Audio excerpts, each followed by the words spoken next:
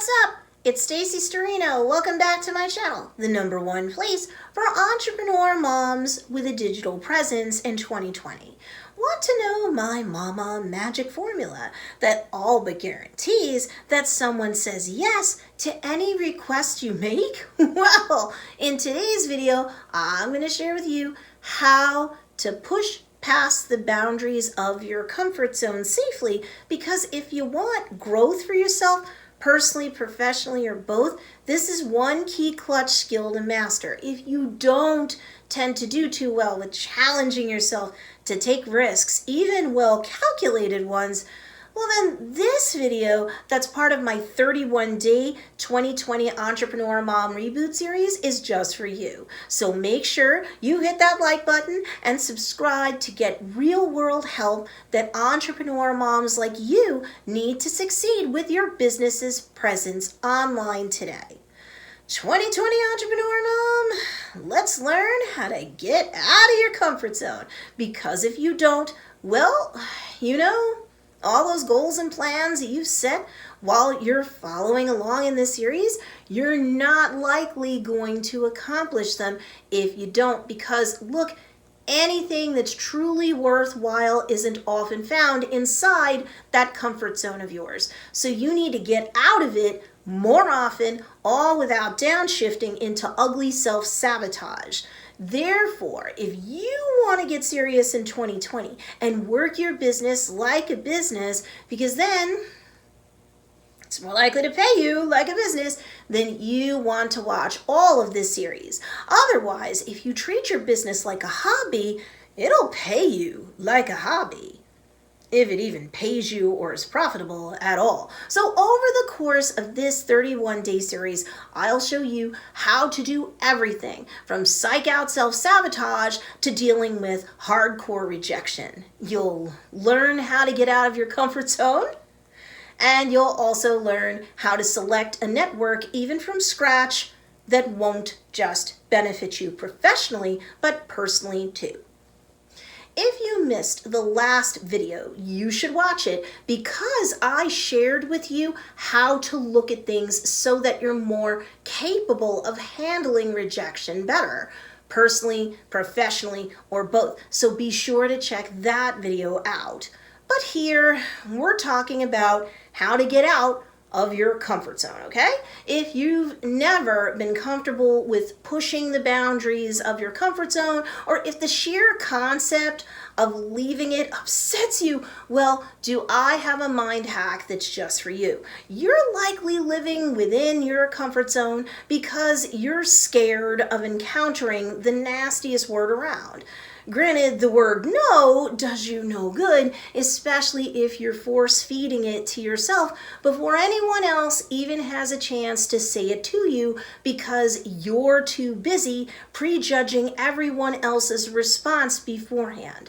When you're afraid of hearing no from others, but then attempt to set down goals and corresponding plans to benefit yourself as an entrepreneur mom, then you have no choice but to push yourself outside of that comfort zone of yours and face possible rejection. And this juxtaposition can lead you to feeling conflicted, and then you end up engaging in self-sabotage. Meanwhile, nothing changes in your life, personally, professionally, or both, if you don't get out of your comfort zone, period. Maybe this will help you to get over getting out of your comfort zone so that you can face rejection more often with less stress as you do it. It turns out that statistically speaking, fewer people would reject you than you'd ever imagine. In fact, studies have shown that large numbers of people will say yes to practically anything as long as the proposal is pitched in a particular way.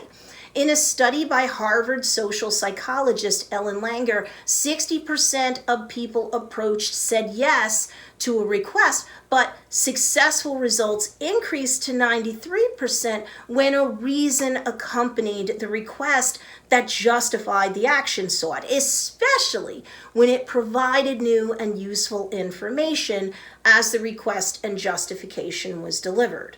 Hello! That's your magic formula to follow, mama.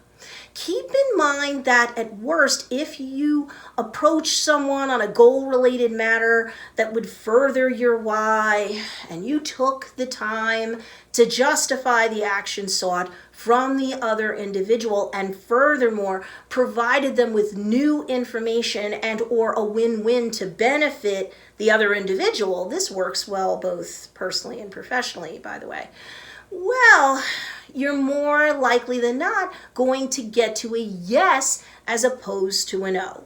Follow that magic formula. Set up a form if you need to, so that you can run every request and or application through it, especially on the professional front, especially in your marketing messaging.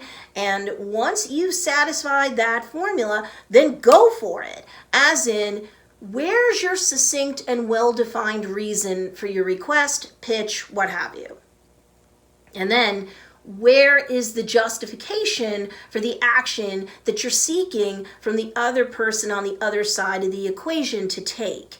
Make sure that you make it clear. What's in it for them?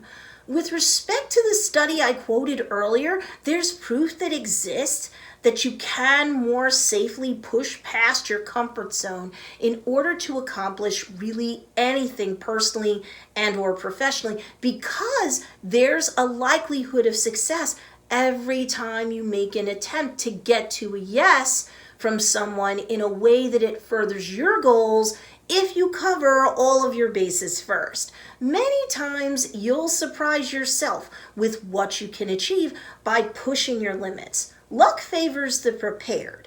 Now you're prepared to push your limits while simultaneously having upped the odds of things going in your favor as you do so.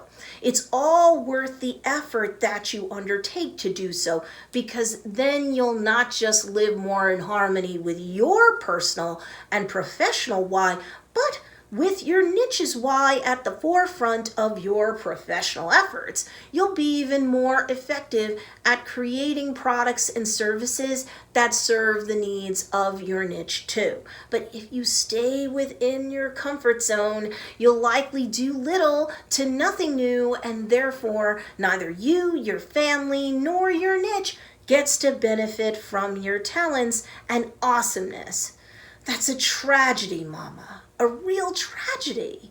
Look, you know by now, having gone through this series up until now, that your subconscious mind will set you up for self-sabotage in an attempt to keep you safe from risk, any risk. So what's the best ways in which to start pushing the boundaries of your comfort zone now that you know it's very likely worth the effort?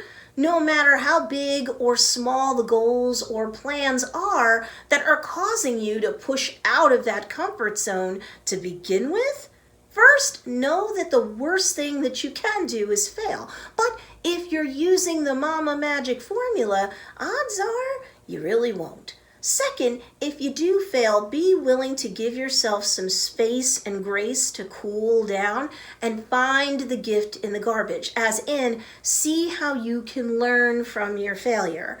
Honestly, when trying to create the light bulb, Thomas Edison quipped, "I have not failed.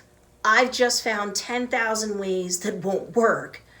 Third, make distinctions and keep moving forward. Otherwise, you're stuck in the processing phase of rejection instead of moving into the healthiest phase of all, progressing past the rejection and moving on to the next episode.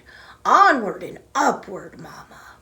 What I want you to come away from this video with is that you really do need to move past your comfort zone. And if you use the Mama Magic formula, it works so much, you'll nearly never have to encounter failure if you've done the work up front to make certain that all of your ducks are in a row first before taking that risk, before facing the possibility of rejection, especially professionally, but personally too. In the first place, you must take risks. Just make sure that they're calculated risks and not just garden variety risks. This way, the risk of failure is decreased and the damage, if any, from a failure is best contained when you keep pushing past the boundaries of your comfort zone.